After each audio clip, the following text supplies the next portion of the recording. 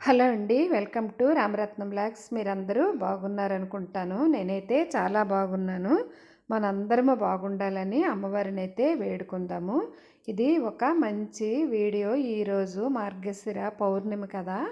లలితా మహాత్రిపుర సుందరి ఆలయంలోన దేవీపురము మనకి దేవి ఆశ్రమంలోన కొంచాల కురమైపేట ఆశ్రమంలోన అమ్మవారికి అక్కడ 1008 శ్రీచక్ర మేరువులు, అలాగే ఒక పెద్ద మహామేరువు అవి ఉన్నాయి కదా, మీకు తెలుసు, మన ఛానల్లో వీడియోస్ ఉంటాయి. అక్కడైతే ఈవేళ మార్గశిర పౌర్ణమి సందర్భంగా ప్రతి పౌర్ణమికి అభిషేకాలు కుంకుమార్చనలు జరుగుతాయి. 1008 శ్రీచక్ర మేరువులకు విశేషంగా కుంకుమ పూజలు అయితే జరిగాయి. ఈ వీడియో ఎక్కడ మీరు స్కిప్ చేయకుండా అయితే చూడండి. ఈరోజు మనకి దత్తాత్రేయ జయంతి అలాగే మార్గశిర పౌర్ణమి రెండు కలిసి రావడం చాలా విశేషమైన రోజు అన్నమాట. ఈరోజు ఈ వీడియో ఎక్కడ స్కిప్ చేయకుండా చూడండి.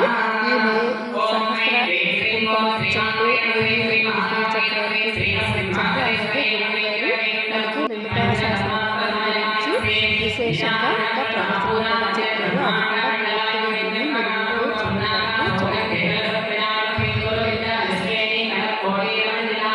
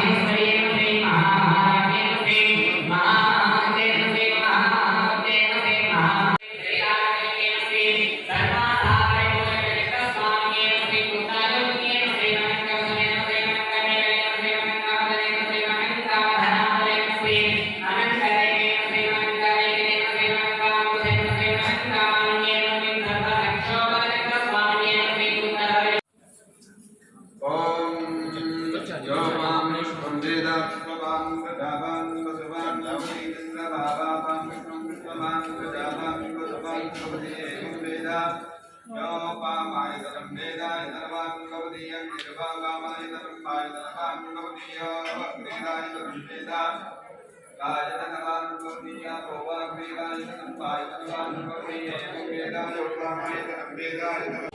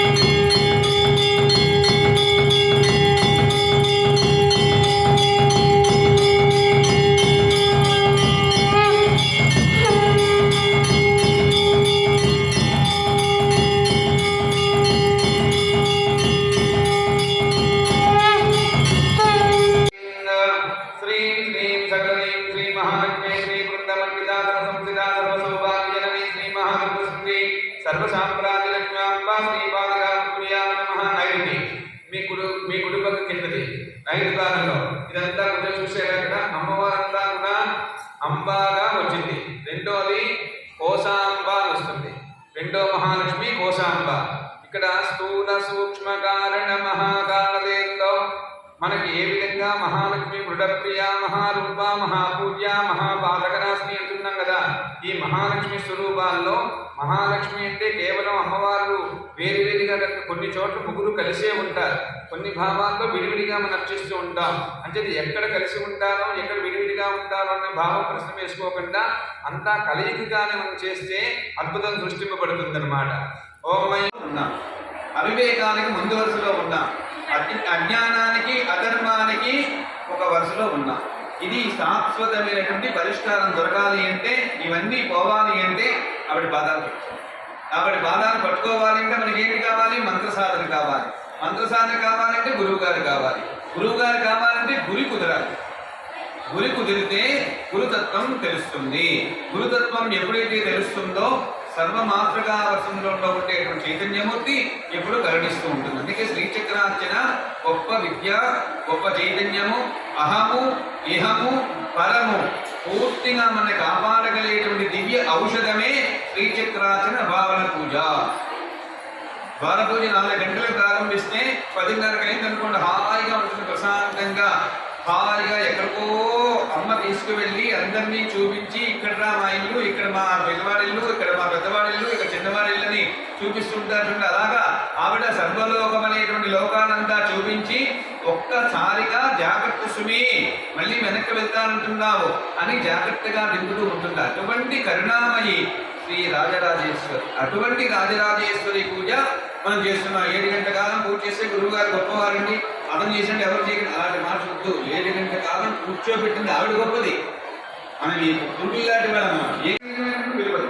అలాగే అమ్మవారు ఏం చేస్తుంది? మంత్రము అనేటువంటి సాధన, చైతన్యం అనే సాధనతో గురువు చెప్పినప్పుడు అక్కడ కూర్చుంటాం కదా, స్థిరమైనటువంటి చైతన్యంతో కూర్చోగలిగితే అప్పుడు వరాలు ఇచ్చినమే కాదు, వరాన్ని పూర్తిగా మనం ఆయన అనుభవించే విధంగా మనతో అమ్మవారు ఉంటారు.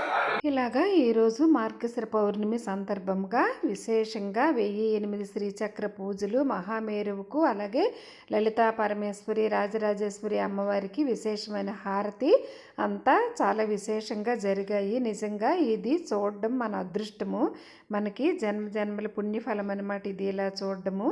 Thank you for watching.